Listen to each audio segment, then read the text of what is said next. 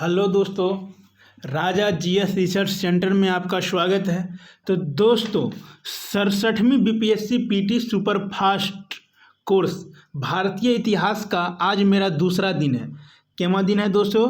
तो दूसरा दिन है।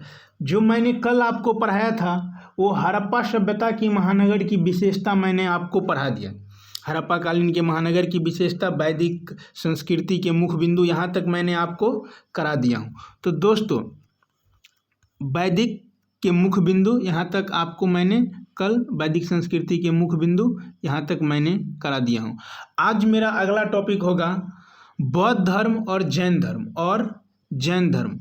आज दोस्तों मेरा अगला टॉपिक होगा बौद्ध धर्म और जैन धर्म होगा। तो दोस्तों, बौद्ध धर्म और जैन धर्म से दो क्वेश्चन आने की प्रवृत्ति रहती है। तो जैसा कि अब हम चलेंगे टॉपिक पर, तो दोस्तों देखते हैं कि आज इतिहास है, इतिहास का दूसरा दिन है। तो चलिए दोस्तों अब चलते हैं टॉपिक पर। पहले देख लेते हैं 6ठी सदी ईसा पूर्व भारत। क्या है? प्रतिवर्ष 2 प्रश्न पूछने की संभावना, जैसा कि मैंने आपको पहले बताया। देखिए, धार्मिक आंदोलन भारत में मध्य गंगा की घाटी में ब्राह्मण कर्मकांड के विरोध में 63 धार्मिक संप्रदाय का जन्म हुआ। इनमें 2 प्रमुख संप्रदाय निम्नलिखित है, जिसके तहत आता है 2 निम्नलिखित है। एक होता है बौद्ध धर्म और दूसरा जैन धर्म। तो दोस्तों आज हम पहले जानेंगे बौद्ध धर्म के बारे में। बौद्ध धर्म क्या है, बौद्ध धर्म के सिद्धांत एवं दर्शन। उसके बाद बौद्ध धर्म के 4 आर्य सत्य है, उसको जानेंगे। अष्टांग मार्ग दिए, उसको जानेंगे। बौद्ध संगतियों 4 बौद्ध संगति दिए, उनके बारे में जानेंगे। तो दोस्तों चलिए चलते हैं अब बौद्ध धर्म। देखिए टॉपिक पर चलते हैं, इसको थोड़ा बड़ा किया जाए। चलिए दोस्तों देखते हैं भारत में ये तो हो गया बौद्ध धर्म। अब चलते हैं बौद्ध धर्म में। गौतम बुद्ध का ही दूसरा नाम है महात्मा बुद्ध। सिद्धार्थ, शाक्यमुनि, तथागत का संक्षिप्त जीवन वृत्तांत। तो दोस्तों गौतम बुद्ध का कितना नाम है देख लीजिए, महात्मा बुद्ध, सिद्धार्थ, शाक्यमुनि, तथागत का संक्षिप्त जीवन वृत्तांत। बौद्ध धर्म के प्रवर्तक महात्मा बुद्ध का जन्म 563 ईसा पूर्व लुम्बिनी, नेपाल में हुई थी। ध्यान है दोस्तों कि आप लोगों को पता होगा। देखिए इसमें कैसे लिखा, बौद्ध धर्म के प्रवर्तक महात्मा बुद्ध का जन्म 563 ईसा पूर्व नेपाल के तराई में स्थित कपिलवस्तु के समीप लुम्बिनी ग्राम में शाक क्षत्रिय कुल के राजा शुद्धोधन के यहाँ हुआ था। तो दोस्तों गौतम बुद्ध का जन्म 563 ईसा पूर्व में नेपाल की कपिलवस्तु लुम्बिनी ग्राम में हुआ था। और किसके यहाँ हुआ था? शाक क्षत्रिय कुल के राजा शुद्धोधन के यहाँ गौतम बुद्ध का जन्म हुआ। चलिए दोस्तों चलते अगला टॉपिक। 29 वर्ष की अवस्था में सत्य की खोज के लिए उन्होंने गृह त्याग कर दिया। इस घटना को बौद्ध धर्म में महाभिनिष्क्रमण कहा गया। तो दोस्तों गौतम बुद्ध ने 29 वर्ष की अवस्था में सत्य की खोज के लिए उन्होंने घर को त्याग दिया, घर से निकल गए।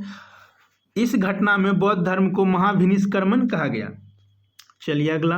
35 वर्ष की आयु में गया बिहार में उरुबेला नामक स्थान पर पीपल वृक्ष के नीचे निरंजना नदी या पुनपुन नदी के तट पर वैशाख पूर्णिमा की रात को समाधिस्थ अवस्था में सिद्धार्थ को ज्ञान निर्वाण की प्राप्ति हुई। इसी दिन वे महात्मा बुद्ध कहलाए। दोस्तों तो 35 वर्ष की अवस्था में गौतम बुद्ध को ज्ञान की प्राप्ति हुई। निरंजना नदी, जिसे अभी हम पुनपुन नदी के नाम से जानते हैं, वैशाख पूर्णिमा की रात को ज्ञान की प्राप्ति हुई और उसी दिन से हम उसको महात्मा बुद्ध के नाम से जानने लगे। चलिए यहाँ से वे सारनाथ आए। दोस्तों ज्ञान प्राप्ति के बाद गौतम बुद्ध सारनाथ आए। यहाँ पर उन्होंने सर्वप्रथम 5 ब्राह्मण सन्यासियों को अपना प्रथम उपदेश दिया, जिसे बौद्ध साहित्य में धर्म चक्र परिवर्तन के नाम से जाना जाता है। तो दोस्तों क्वेश्चन आता है कि गौतम बुद्ध ने सर्वप्रथम 5 ब्राह्मण सन्यासियों को अपना प्रथम उपदेश दिया, जिसे बौद्ध साहित्य में क्या कहा जाता है? तो धर्म चक्र परिवर्तन कहा जाता है। चलिए दोस्तों, उन्होंने सर्वाधिक उपदेश श्रावस्ती में दिया और मगध में उनकी शिक्षाओं का प्रमुख प्रचार केंद्र था एवं उपदेश का भाषा पाली था। ठीक है। उनके अनुयायी शासकों में देखते हैं दोस्तों, उनके अनुयायियों शासकों में बिंबिसार जो मगध के थे, प्रसेनजीत, कौशल तथा अजातशत्रु, कालाशोक, अशोक, हर्षवर्धन, दशरथ का नाम उल्लेखनीय है।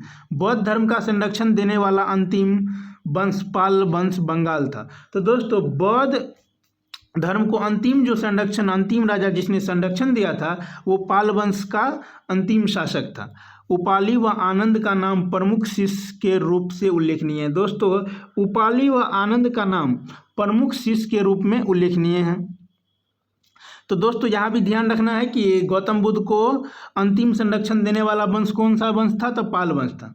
चलिए दोस्तों, महात्मा बुद्ध अपने धर्म प्रचार के लिए अंतिम पर्व में वे हिरण्यवती नदी के तट पर स्थित कुशीनारा पहुँचे। यहाँ पर 80 वर्ष की आयु में 483 ईसा पूर्व में इनका देहांत हो गया। तो दोस्तों, महात्मा बुद्ध का देहांत 483 ईसा पूर्व में हो गया। इस घटना को बौद्ध परंपरा में महापरिनिर्वाण के नाम से जाना जाता है। तो महात्मा बुद्ध के दोस्तों, ध्यान रखना है आप लोगों की, महात्मा बुद्ध का देहांत हो गया। इस परंपरा को बौद्ध परंपरा में महापरिनिर्वाण के नाम से जाना जाता है। नोट, इसको दोस्तों ध्यान रखेंगे। विश्व शांति स्तूप जापान में बोध गया में बनाया गया महाबोधि मंदिर भी है। देखिए दोस्तों, फिर से समझना है। विश्व शांति स्तूप जापान में बोध गया में बनाया, जहां महाबोधि मंदिर भी है। ठीक है दोस्तों, फिर से एक बार देख लीजिए। विश्व शांति स्तूप जापान में बोध गया में बनाया, जहां महाबोधि मंदिर भी है। ठीक है। उसके बाद दोस्तों, दूसरा नोट है, गौतम बुद्ध के 2 गुरु थे। तो गौतम बुद्ध के कितने गुरु थे? तो 2 गुरु, अलार कलाम और उदरक रामपुत्र थे। कौन कौन थे दोस्तों? अलार कलाम और उदरक रामपुत्र। चलिए दोस्तों, अब मेरा अगला टॉपिक होगा बौद्ध धर्म के सिद्धांत एवं दर्शन। अब दोस्तों जानते हैं बौद्ध धर्म के सिद्धांत एवं दर्शन क्या था। महात्मा बुद्ध के वचनों एवं उपदेशों का संकलन त्रिपिटकों के रूप में किया जाता है। किसके रूप में किया जाता है? त्रिपिटकों के रूप में। तो चलिए देखते हैं कौन कौन सा त्रिपिटक है। तो दोस्तों है विनय पिटक, सूत पिटक और अभिधम्म पिटक। तो जानते हैं दोस्तों विनय पिटक इनमें संघ संबंधी नियमों, दैनिक आचार विचार व विधि निषेधों का संग्रह है। चलिए दोस्तों, अब देखते हैं सूत पिटक में है, इसमें बौद्ध धर्म के सिद्धांत व उपदेशों का संग्रह है। अभिधम्म पिटक, इसमें दार्शनिक सिद्धांतों का संग्रह है। ठीक है। महात्मा बुद्ध ने 4 आर्य सत्य दिए थे। क्या दिए थे? 4 आर्य सत्य दिए थे। तो जानेंगे वो क्या थे। विश्व दुखमय है, तृष्णा दुख के मूल में है, तृष्णा पर विजय ही दुख निरोध है, अष्टांग मार्ग दुख निरोध गामिनी प्रति पर्दा है। चलिए दोस्तों, अब गौतम बुद्ध ने अष्टांग मार्ग दिया था, 8 मार्ग दिया था, अष्टांग मार्ग जिसे कहते हैं। तो देखते हैं वह सब क्या था। सम्यक दृष्टि, सम्यक संकल्प, सम्यक वाक, सम्यक कर्मांत, सम्यक आजीविका, सम्यक व्यायाम, सम्यक स्मृति, सम्यक समाधि। अब दोस्तों सबके बारे में थोड़ा थोड़ा जानते हैं। सम्यक दृष्टि, यथार्थ रूप पर ध्यान। सम्यक संकल्प, दूसरों के प्रति द्वेष व हिंसा का त्याग का संकल्प। सम्यक वाक, असत्य, निंदा व अप्रिय वचन नहीं। सम्यक कर्मांत, अहिंसा व इंद्रिय संयम। सम्यक आजीविका, जीविकोपार्जन हेतु पवित्र रास्ता। सम्यक व्यायाम, शुद्ध ज्ञान युक्त प्रयत्न। सम्यक स्मृति, निरंतर चेतना। सम्यक समाधि, चित्त को एकाग्र करना। चलिए दोस्तों, अब जानते हैं बौद्ध संगतियों का विवरण। तो दोस्तों आप लोग को पता ही होगा कि 4 बौद्ध संगति हुए थे। कितने? तो 4 बौद्ध संगति हुए थे। तो अब जानते हैं चारों के बारे में। प्रथम बौद्ध संगति हुआ था कहाँ? प्रथम बौद्ध संगति हुआ था राजगीर में। कहाँ हुआ था दोस्तों? राजगीर में। इसका समय था बुद्ध की मृत्यु के तत्काल, जस्ट जिस वर्ष बुद्ध का देहांत हो गया उसी वर्ष 483 ईसा पूर्व में हुआ प्रथम बौद्ध संगति। स्थान राजगिरी में हुआ। शासक जिस राजा अजातशत्रु थे उसके अध्यक्ष महाकश्यप यहाँ उपलब्ध है। उपाली द्वारा विनय पिटक का पाठ एवं आनंद द्वारा सूत पिटक का पाठ, लिपिबद्ध नहीं। ठीक है दोस्तों, अब चलिए द्वितीय बौद्ध संगति। द्वितीय बौद्ध संगति हुआ इसका समय था द्वितीय बौद्ध संगति बुद्ध के मृत्यु के 100 वर्ष पश्चात 383 ईसा पूर्व में।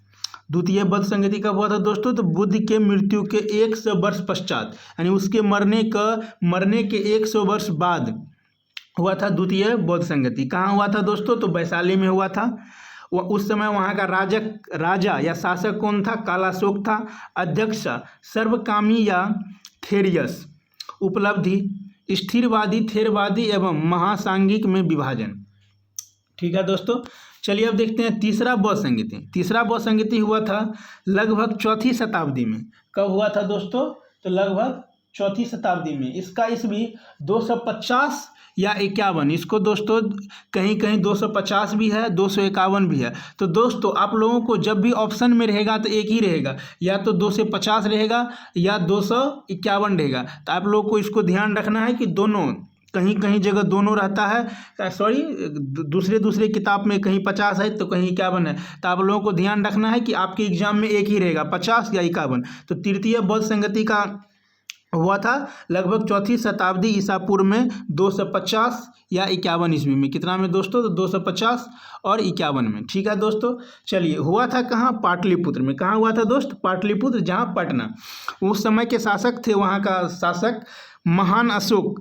अशोक के बारे में आप लोग जानते होंगे, अशोक वहाँ का शासक था। और यहाँ अध्यक्ष देखेंगे दोस्तों, उस समय में अध्यक्ष था मोगलीपुत्र तीसा। अध्यक्ष कौन थे? मोगलीपुत्र तीसा। उपलब्धि अभिधम्म पिटक के सर्व प्रमुख अंश कथा वस्तु का संकलन किया गया। ठीक है, अब दोस्तों चलते हैं चतुर्थ बौद्ध संगति। चौथा बौद्ध संगति जो हुआ वो कब हुआ? इसका समय था प्रथम सदी ईस्वी में। कब? प्रथम सदी ईस्वी में, या आप कह सकते हैं कि 78 ईस्वी में। कब दोस्तों? तो 78 ईस्वी में। चतुर्थ बौद्ध संगति 78 ईस्वी में हुआ। स्थान कश्मीर या जालंधर, कश्मीर कुंडलवन जालंधर, कश्मीर या जालंधर। शासक वहाँ का था कनिष्क, जिस शासक ने कराया था कनिष्क था राजा। अध्यक्ष था वसुमित्र। और दोस्तों इसमें उपाध्यक्ष भी था, उपाध्यक्ष था अश्वघोष। उपलब्धि महायान और हीनयान में विभाजन। यहाँ दोस्तों बौद्ध धर्म 2 भागों में बट गया, हीनयान और महायान। चलिए दोस्तों अब जानते हैं बौद्ध धर्म के त्रिरत्न। बौद्ध धर्म के त्रिरत्न में क्या क्या है? बुद्ध, धम्म और संघ। तो दोस्तों यहाँ ध्यान ये रखना है कि बीपीएससी में कभी कभी यहीं से क्वेश्चन दे देता है, बुद्ध धम्म दिया रहेगा और बोलेगा कि बौद्ध धर्म का तीसरा त्रिरत्न कौन सा है, तो आपको संघ या मिलाने के लिए दे सकता है। इसको दोस्तों याद कर लेना है, बुद्ध धर्म के त्रिरत्न है बुद्ध, धम्म और संघ। चलिए दोस्तों अब मैंने नोट में दिया है 2 महत्वपूर्ण बात, अब जान लेते हैं। गौतम बुद्ध की पहली मूर्ति गांधार शैली में बनाई गई। गौतम बुद्ध की पहली मूर्ति गांधार शैली में बना करके पूजा की गई थी। बौद्ध धर्म आत्मा, यज्ञ, ईश्वर, वेद में विश्वास नहीं करते थे, कर्म और पुनर्जन्म पर विश्वास था। तो बौद्ध धर्म आत्मा, यज्ञ, ईश्वर, वेद में विश्वास नहीं करते थे, कर्म और पुनर्जन्म पर विश्वास करते थे। ठीक है, चलिए अब देखते हैं दूसरा नोट। बौद्ध धर्म चतुर्थ बौद्ध संगति में हीनयान और महायान में बट गया। तो ध्यान रखना है दोस्तों कि चतुर्थ बौद्ध संगति 2 भागों में बट गया, हीनयान और महायान। परंपरागत मूर्ति पूजा पर विश्वास नहीं करना, बुद्ध को महापुरुष मानना, मुख्य भाषा पाली का प्रयोग दक्षिण भारत, श्रीलंका और थाईलैंड में लोकप्रिय। महायान परिवर्तनवादी थे। तो दोस्तों महायान परिवर्तनवादी थे, मूर्ति पूजा में विश्वास करते थे, बुद्ध को देवता मानते थे एवं बुद्ध के सभी स्थल तीर्थ की तरह था। संस्कृत का प्रयोग करते थे, उत्तर भारत, चीन, तिब्बत और जापान में लोकप्रिय। यहाँ तक आशा करता हूँ दोस्तों, यहाँ तक आप लोगों को पूरी समझ में आया होगा। तो दोस्तों इस बात को ध्यान में रखें कि ये सुपर फास्ट कोर्स है, इसमें केवल रिवीजन आप लोगों को कराया जा रहा है। फाउंडेशन कोर्स में दोस्तों आप लोगों को अच्छे ढंग से बताएंगे, विशेष जानकारी दे करके। तो दोस्तों ये मेरा रिवीजन कोर्स है, सुपर फास्ट कोर्स, इसीलिए इसमें मैं दोबारा नहीं बोल पाता हूँ। चलिए दोस्तों अब जानेंगे जैन धर्म। अब जैन धर्म में क्या है? कुल 24 तीर्थंकर। जैन धर्म में कुल 24 तीर्थंकर थे। प्रथम थे ऋषभदेव जो संस्थापक थे। जैन धर्म के संस्थापक ऋषभदेव थे, जिनका चिन्ह बैल था और आदिनाथ के नाम से ऋषभदेव लोकप्रिय थे। और दोस्तों चलते हैं अब 19वां तीर्थकार मल्लीनाथ थे, जो महिला तीर्थकार थी, चिन्ह कलश था। तो दोस्तों ऐसा माना जाता है कि जैन धर्म में 19वां तीर्थकार मल्लीनाथ थी, जो महिला थी, जिसका चिन्ह कलश था। और 23वां तीर्थकार पारसनाथ, उसकी मृत्यु सम्मेद पर्वत पर हुई, इसका चिन्ह सर्प था एवं 4 व्रत जैन धर्म में दिया। तो दोस्तों 23वां तीर्थकार पारसनाथ था और उन्होंने 4 व्रत दिए, जैन धर्म में 4 व्रत दिए। तो देखते हैं कि वो 4 व्रत कौन सा है। जीन, अहर्त, निगरंथ, केल्विन। और पारसनाथ का चिन्ह शेर था। चलिए दोस्तों अब चलते हैं अगला। नवीनतम शोध कार्यों से यह प्रमाणित हो चुका है कि जैन धर्म अति प्राचीन है तथा वर्धमान महावीर जैन धर्म के 24वें और अंतिम तीर्थकार थे। आप लोगों को ध्यान रखना है कि वर्धमान महावीर जैन धर्म के 24वें एवं अंतिम तीर्थकार थे। और ये भी ध्यान रखना है कि अति प्राचीन है, जैन धर्म अति प्राचीन है। चलिए दोस्तों अब जानते हैं महावीर का जीवन वृत्तांत के बारे में।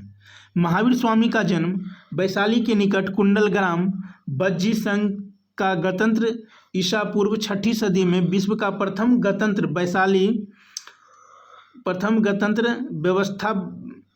व्यवस्था वैशाली में थी। ज्ञात्रिक क्षत्रिय कुल के प्रधान सिद्धार्थ की यहाँ 540 ईसा पूर्व में हुआ। तो दोस्तों आप लोगों को ध्यान रखना है कि महावीर का जन्म 540 ईसा पूर्व में ज्ञात्रिक क्षत्रिय कुल में वैशाली में हुआ था। ठीक है। इनकी माता का नाम त्रिशला था। महावीर स्वामी का विवाह यशोधरा नामक राजकुमारी से हुआ था। सत्य की खोज में महावीर 30 वर्ष की आयु में गृह त्याग कर यति सन्यासी हो गए। तो दोस्तों महावीर स्वामी अपना घर कब छोड़े? 30 वर्ष की अवस्था में अपना गृह त्याग कर दिया तथा 12 वर्ष की गहन तपस्या के पश्चात जब ये ग्राम के निकट ऋजुपालिका नदी के तट पर साल वृक्ष के नीचे उन्हें सर्वोच्च ज्ञान कैवल्य की प्राप्ति हुई।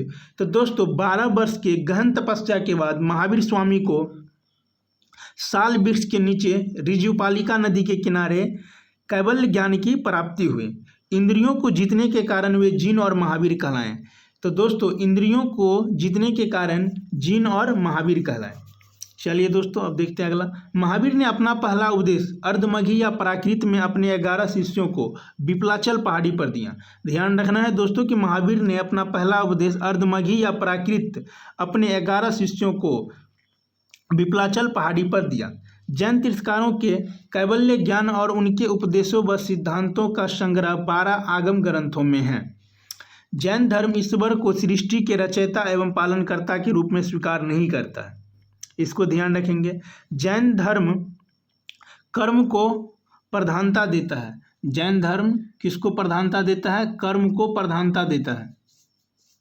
अगर जैन धर्म कर्म को प्रधानता देता है तथा पुनर्जन्म में विश्वास करता है। बौद्ध धर्म की बहुत ही निर्वाण ही जैन धर्म का चरम लक्ष्य है। तो दोस्तों बौद्ध धर्म की तरह ही निर्वाण ही जैन धर्म का चरम लक्ष्य है। चलिए दोस्तों बौद्ध धर्म के भी त्रिरत्न थे और जैन धर्म के भी त्रिरत्न है। तो अब जानते हैं जैन धर्म के त्रिरत्न क्या है। सम्यक दर्शन, सम्यक ज्ञान और सम्यक चरित्र। अब जानते हैं तीनों के बारे में। सम्यक दर्शन यथार्थ ज्ञान के प्रति श्रद्धा ही सम्यक दर्शन है। कुछ व्यक्तियों में यह स्वभावतः विद्यमान रहता है तथा अन्य इसे विद्योपार्जन द्वारा सीखते हैं। ठीक है। दूसरा है सम्यक ज्ञान, सत्य व असत्य का अंतर ही सम्यक ज्ञान है। और तीसरा है सम्यक चरित्र, अहितकर कार्यों का निषेध तथा हितकारी कार्यों का आचरण ही सम्यक चरित्र है।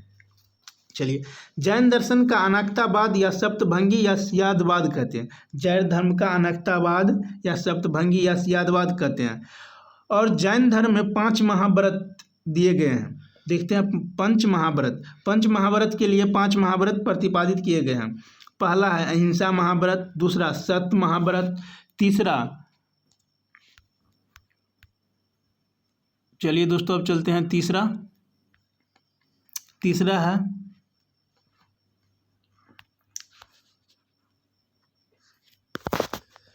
एक बार दोस्तों और बोलते हैं पंच महाव्रत के लिए 5 महाव्रत प्रतिपादित किए गए हैं। अहिंसा महाव्रत, सत्य महाव्रत और तीसरा है दोस्तों असत्य अस्तेय महाव्रत, अपरिग्रह महाव्रत, ये सभी चारों पारसनाथ ने दिया एवं ब्रह्मचर्य महाव्रत महावीर ने जोड़ा। दोस्तों तो पांचवा महाव्रत जो ब्रह्मचर्य महाव्रत है उसको किसने जोड़ा? महावीर ने जोड़ा। पंच अनुव्रत जैन गृहस्थियों के लिए 5 व्रत प्रतिपादित किए गए हैं: अहिंसा, सत्या,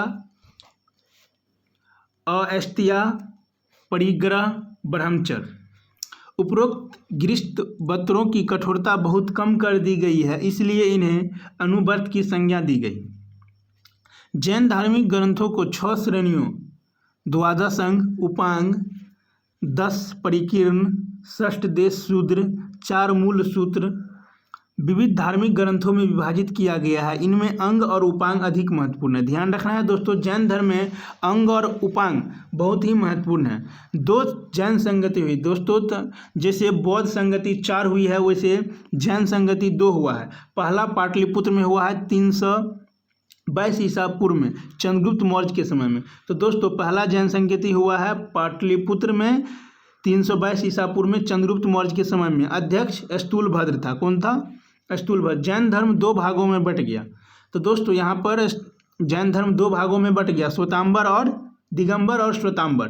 दिगंबर के नेता भद्रबाहु और श्वेतांबर के नेता स्थूलभद्र थे। दूसरा जैन संगति 512 ईस्वी में बल्लभी गुजरात में हुआ था। कहाँ हुआ था दोस्तों? बल्लभी गुजरात में। अध्यक्ष देवऋषि क्षमाश्रवण की अध्यक्षता में। तो कहाँ हुआ था दोस्तों? देवऋषि क्षमाश्रवण की अध्यक्षता में। दोस्तों इस समय राजा कौन था? दूसरा जैन संगति के समय राजा कौन था? इसका अभी तक उसका राजा का नाम नहीं आ पाया है, तो दोस्तों इसका अध्यक्ष पूछता है, तो ध्यान रखेंगे देवऋषि क्षमाश्रवण की अध्यक्षता में दूसरा जैन संगति हुआ था, बल्लभी गुजरात में। चलिए दोस्तों अब जानते हैं जैन धर्म के राजकीय संरक्षक, यानी कि जैन धर्म को किस किस राजा ने संरक्षण दिया था। अशोक का पौत्र संपर्त्री चंद्रगुप्त मौर्य, कलिंगराज खारवेल, उज्जैन के शासक गर्दभील द्वारा, राष्ट्रकूट का नरेश अमोघवर्ष, चालुक्य शासक सोमदेव 10वीं शताब्दी ईस्वी में, गंग शासक नीतिमार्ग 12वीं शताब्दी, कांची तमिलनाडु में, सामंत भद्र चालुक्य नरेश सिद्धराज जयसिंह। तो ये सभी दोस्तों जैन धर्म को राजकीय संरक्षण दिए थे। चलिए दोस्तों अब जानते हैं मगध साम्राज्यवाद का उत्कर्ष। अब जानेंगे दोस्तों कि मगध साम्राज्यवाद कैसे क्या रहा है। तो चलिए दोस्तों चलते हैं मगध साम्राज्यवाद का उत्कर्ष। 6ठी सदी ईसा पूर्व में लोहा और राजनीतिक महत्वाकांक्षा के कारण 16 महाजनपद का अभ्युदय हुआ। इनमें 2 पाकिस्तान में है। तो दोस्तों 6ठी सदी ईसा पूर्व में लोहा और राजनीतिक महत्वाकांक्षी के कारण 16 महाजनपद का उदय हुआ। इनमें से वर्तमान में 2 पाकिस्तान में है और 14 भारत में है। तो 16 महाजनपद का उल्लेख बौद्ध धर्म के अगुंतर निकाय और महावस्तु में है, जबकि जैन धर्म के भगवती सूत्र में उल्लेख किया गया। यहाँ दोस्तों यहाँ से क्वेश्चन आता है, 16 महाजनपद का उल्लेख बौद्ध धर्म के अगुंतर निकाय और महावस्तु में है, जबकि जैन धर्म के भगवती सूत्र में उल्लेख किया गया है। ठीक है दोस्तों, 16 महाजनपद में सबसे महत्वपूर्ण मगध महाजनपद था। 16 महाजनपद में सबसे शक्तिशाली मगध महाजनपद था, जिसने साम्राज्यवाद की स्थापना की थी। ठीक है, मगध की आरंभिक राजधानी गिरिबीज या राजगीर और पाटलिपुत्र और वैशाली थी। मगध में 3 राजवंश उल्लेखनीय हैं। 3 राजवंश उल्लेखनीय हैं, हर्यक वंश, शिशुनाग और नंद वंश। तो पहले जानते हैं दोस्तों हर्यक वंश के बारे में। संस्थापक बिंबिसार था। हर्यक वंश का संस्थापक कौन था? बिंबिसार था, और वे बौद्ध धर्म एवं जैन धर्म का अनुयायी था। इस वंश का सबसे महत्वपूर्ण शासक बिंबिसार था। दोस्तों हर्यक वंश का सबसे महत्वपूर्ण शासक बिंबिसार था। 15 वर्ष की आयु में गद्दी पर बैठा था। दोस्तों ये मात्र 15 वर्ष की आयु में गद्दी पर बैठा था। राजगीर शहर की स्थापना की और राजधानी बनाया। इन्होंने दोस्तों राजगीर शहर की स्थापना की और राजधानी बनाया। बिंबिसार ने अंग पर विजय प्राप्त किया। इसने वैवाहिक नीति से के बल पर साम्राज्य का विस्तार किया। तो दोस्तों बिंबिसार ने वैवाहिक नीति से ही अपने राज्य का विस्तार किया। राजगीर को अपनी राजधानी बनाया। बुद्ध का समकालीन और उसका मित्र था। तो दोस्तों बिंबिसार जो था बुद्ध का समकालीन था और उसका मित्र भी था। उसने प्रसिद्ध वैद्य जीवक को उसने प्रसिद्ध वैद्य जीवक को बुध के पास एवं अवंती के राजा चंड प्रद्योत सेन के सेवा में भी भेजा था।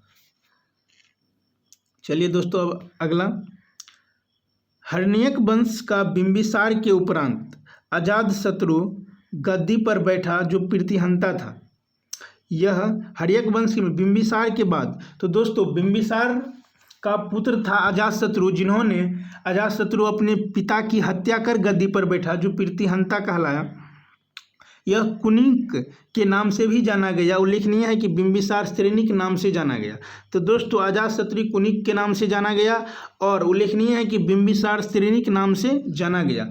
तो दोस्तों अजातशत्रु अपने पिता की हत्या कर बिंबिसार को मारकर गद्दी पर बैठा था। अजातशत्रु ने वैशाली और कौशल को अपने राज्य में मिला लिया। इसके समय में बौद्ध धर्म का पहला सम्मेलन राजगीर में किया, जहां सूत पिटक और विनय पिटक का संकलन किया गया। तो दोस्तों यहाँ सबसे भिविया है, इसको याद रखना है। अजातशत्रु ने पहला बौद्ध सम्मेलन कराया, जिसमें बौद्ध धर्म का पहला सम्मेलन राजगीर में कराया, जिसमें सूत पिटक और विनय पिटक का संकलन किया गया। इस वंश का उदयन ने गंगा और सोन के संगम पर पाटलिपुत्र को राजधानी बनाया। तो दोस्तों इस वंश का जो उदयन था, अजातशत्रु का बेटा, जिस तरह अजातशत्रु ने अपने पिता की हत्या की, उसी तरह उदयन ने अजातशत्रु की हत्या की। इस वंश का उदयन ने गंगा और सोन नदी के संगम पर पाटलिपुत्र को राजधानी बनाया। तो दोस्तों उदयन ने क्या किया, पाटलिपुत्र को राजधानी बनाया। अपने पिता की हत्या करने के बाद, अजातशत्रु को हत्या मारने के बाद जब वो गद्दी पर बैठा, उसके बाद उन्होंने गंगा और सोन के संगम पर पाटलिपुत्र को राजधानी बनाया। ठीक है। कालांतर में शेरशाह ने मध्यकाल में पटना प्रांतीय राजधानी, कालांतर में शेरशाह, ध्यान रखना है दोस्तों, कालांतर में शेरशाह ने मध्यकाल में पटना को प्रांतीय राजधानी बनाया। इस वंश का अंतिम शासक नागदशक था। ध्यान रखना है दोस्तों, हर्यक वंश या प्रीतिहत्ता वंश का अंतिम शासक नागदशक था। चलिए अब दोस्तों जानते हैं शिशुनाग वंश। शिशुनाग वंश का संस्थापक शिशुनाग राजधानी पाटलिपुत्र से वैशाली बनाया। तो दोस्तों शिशुनाग वंश का संस्थापक शिशुनाग था, जिन्होंने राजधानी पाटलिपुत्र से वैशाली बनाया। कालाशोक शिशुनाग का पुत्र था। बौद्ध धर्म का अनुयायी, दूसरा बौद्ध संगति का आयोजन करता एवं मगध की राजधानी वैशाली से पुनः पाटलिपुत्र ले आया। दोस्तों इसमें ध्यान रखना है कि कालाशोक ने दूसरा बौद्ध संगति कराया और वह शिशुनाग का पुत्र था। उन्होंने फिर पुनः वैशाली से पाटलिपुत्र राजधानी ले आया। और शिशुनाग वंश का अंतिम शासक नंदीवर्धन था। कौन था दोस्तों? तो नंदीवर्धन था, इसको याद रखना है। चलिए दोस्तों अब जानते हैं नंद वंश। इसका संस्थापक था महापद्मनंद। नंद वंश का संस्थापक था महापद्मनंद। मगध का सबसे शक्तिशाली शासक एकराट की उपाधि लिया। तो मगध का सबसे शक्तिशाली शासक महापद्मनंद था, जिन्होंने एकराट की उपाधि लिया। घनानंद जैन धर्म का अनुयायी था। राजा, चलिए एक मिनट दोस्तों, चलिए, घनानंद जैन धर्म का अनुयायी था। राजा घनानंद सिकंदर के आक्रमण के समय का शासक था। तो दोस्तों ध्यान रखना है, जिस समय में सिकंदर का आक्रमण हुआ था उस समय मगध का शासक घनानंद था। मौर्य वंश के संस्थापक चंद्रगुप्त मौर्य ने इसे 323 ईसा पूर्व में पराजित कर मगध में नंद वंश का अंत कर दिया। यहाँ पर दोस्तों ये आपको समझना है कि घनानंद को मौर्य वंश के संस्थापक चंद्रगुप्त मौर्य ने 323 ईसा पूर्व में पराजित कर मगध में मौर्य वंश का नींव रखा और नंद वंश को पराजित कर दिया। 323 ईसा पूर्व में घनानंद को चंद्रगुप्त मौर्य ने पराजित कर दिया। 323 ईसा पूर्व में, इसको ध्यान रखना है दोस्तों, चंद्रगुप्त मौर्य ने घनानंद को पराजित कर दिया और वहाँ पर एक नए युग मौर्य वंश का स्थापना किया चंद्रगुप्त मौर्य ने। चलिए दोस्तों अब छोटा सा टॉपिक है, जान लेते हैं भारत पर सिकंदर का आक्रमण। तो जैसा कि दोस्तों आप लोगों को पता होगा कि मैंने सिकंदर पर एक कहानी आप लोगों को दिया था, जिसे आप लोगों ने देखा होगा। इसमें दोस्तों आप लोगों ने मैसेज भी कर रहे थे कि सिकंदर के बारे में सर कुछ और बोला जाए। तो सिकंदर की मरते समय 3 इच्छा थी, वो क्या सब थी, इसका वीडियो मैं बहुत ही जल्द बना के दूंगा। ये दोस्तों मैंने आपके पहले वीडियो में बताया हूँ, फिर से बता देता हूँ। भारत पर सिकंदर का आक्रमण। भारत पर सिकंदर का आक्रमण 326 ईसा पूर्व में विशेषतः झेलम नदी के किनारे हाइडेस्पिस का युद्ध पोरस के विरुद्ध हुआ। तो दोस्तों जब सिकंदर ने भारत पर आक्रमण किया तो उसका युद्ध राजा पोरस से हुआ, जिसे हाइडेस्पिस का युद्ध कहते हैं, जो झेलम नदी के किनारे हुआ था। सिकंदर के पिता फिलिप, माता ओलंपिया, मकदूनिया का राजा था। उसके पिता गुरु अरस्तु, सिकंदर के गुरु अरस्तु विश्व विजय करने की तमन्ना रखता था और वो पूरा विश्व को जीतने की तमन्ना रखता था, आशा करता था। सिकंदर के सेना ने बियास नदी को पार करने से मना कर दिया। तो दोस्तों सिकंदर के सेना ने ब्यास नदी पार करने से मना कर दिया। उसका प्रसिद्ध सेनापति सेल्यूकस निकेटर था। ध्यान रखना है दोस्तों कि सिकंदर का प्रसिद्ध सेनापति सेल्यूकस निकेटर था। सिकंदर की मृत्यु 323 ईसा पूर्व में बेबीलोन, इराक में हुआ। उल्लेखनीय है कि सिकंदर का घोड़े का नाम बुफेफला है। ध्यान रखना है दोस्तों। अब चलिए दोस्तों, अब चलते हैं, अब जानेंगे 16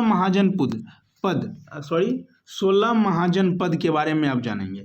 तो दोस्तों 6ठी सदी ईसा पूर्व में राजनीतिक जीवन में 16 महाजनपद थे। अब जानेंगे 16 महाजनपद इसकी कैसे क्या थे। 16 महाजनपद की चर्चा बौद्ध अंगुत्तर निकाय एवं जैन ग्रंथ भगवती सूत्र में है।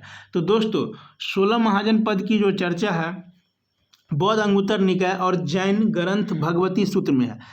चलिए दोस्तों अब जानते हैं पहले महाजनपद और उसकी राजधानी, उसके बाद जानेंगे प्रमुख तत्व।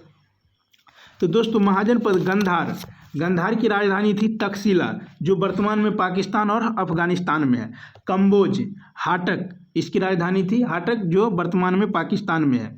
अस्मक, पोतन दक्षिण भारत का एकमात्र राज्य। तो दोस्तों यह भी वर्तमान में दक्षिण भारत में है। वत्स इसकी राजधानी कौशाम्बी। अवंती की राजधानी उत्तर अवंती उज्जैन, दक्षिण अवंती महिष्मती। सुरसेन की राजधानी थी मथुरा। चेदी की राजधानी शक्तिमती। मल की राजधानी कुशावती या कुशानारा। कुरु की राजधानी इंद्रप्रस्थ या हस्तिनापुर, जिसे आप लोग जानते होंगे। पंचाल की राजधानी उत्तर अहिछत्र, दक्षिण काम्पिल। मत्स्य राजधानी विराटनगर। बज्जी राजधानी वैशाली। अंग राजधानी चंपा। काशी राजधानी वाराणसी। कौशल राजधानी श्रावस्ती। मगध राजगिरी के बाद में पाटलिपुत्र। तो ध्यान रखना है दोस्तों, मगध की राजधानी पहले कहाँ थी? राजगीर, और उसके बाद पाटलिपुत्र। चलिए दोस्तों अब जानते हैं उसके बारे में प्रमुख तत्व। गंधार उत्तर पश्चिम सीमांत प्रदेश में अवस्थित पुकुसती यहाँ का प्रसिद्ध राजा था, जो बुद्ध के समकालीन थे। ध्यान रखना है। कंबोज कौटिल्य के समय में राजतंत्र से गणतंत्र में परिवर्तन। अस्मक दक्षिण में गोदावरी नदी के तट पर स्थित, यहाँ इक्ष्वाकु क्षत्रिय वंश का शासन था। वत्स उदयन यहाँ का प्रमुख शासक उच्च गुणवत्ता वाले सूती वस्त्र के लिए प्रसिद्ध था। अवंती यहाँ का शासक चंद्रप्रघोत सेन बुद्ध और महावीर का समकालीन था। सुरसेन बुद्ध काल में यहाँ का राजा अवंती पुत्र था, जो बुद्ध का शासक जिसका कृष्ण ने वध किया था। चेदी यमुना तट पर अवस्थित शिशुपाल यहाँ का शासक, जिसका कृष्ण ने वध किया था। मल यहाँ राजतंत्र से गणतंत्र में परिवर्तन हुआ। कुरु यहाँ भी राजतंत्र से गणतंत्र की स्थापना हुई। प्रसिद्ध हस्तिनापुर नगर यहीं स्थित था। पंचाल 6ठी शताब्दी ईसा पूर्व में कुरु एवं पंचाल एक संघ था। मत्स्य विराट यहाँ का प्रमुख शासक था। बज्जी यह 8 राज्यों का संघ था, जिसमें प्रमुख थे विदेह, लिच्छवी, ज्ञातरिक एवं बज्जी। पहले राजवंश के बाद में गणतंत्र की स्थापना हुई। अंग चंपा नदी मगध और अंग को विभाजित करती थी। बिंबिसार के समय मगध में मिला लिया गया। काशी कोसल राजवंश ने पहले काशी में मिलाया, अंततः अजातशत्रु ने मगध में मिला लिया। कोसल सरयू नदी इसे 2 भागों में विभाजित करती है। प्रमुख नगर श्रावस्ती, अयोध्या और साकेत थे। मगध, कालांतर में यह उत्तर भारत का सर्वाधिक शक्तिशाली महाजनपद बन गया। तो दोस्तों 6वीं शताब्दी ईसा पूर्व के समय मगध कालांतर में उत्तर भारत का सर्वाधिक शक्तिशाली महाजनपद बन गया। तो दोस्तों मैं आशा करता हूं कि आप लोगों को ये वीडियो अच्छा लगा होगा। तो दोस्तों कल फिर मिलते हैं बायोलॉजी के सेकेंड एपिसोड के साथ। दोस्तों अगर आप लोगों को वीडियो अच्छा लगा हो तो सब्सक्राइब कर दीजिएगा, शेयर कर दीजिएगा। जय हिंद। मिलते हैं अब नेक्स्ट क्लास में। धन्यवाद।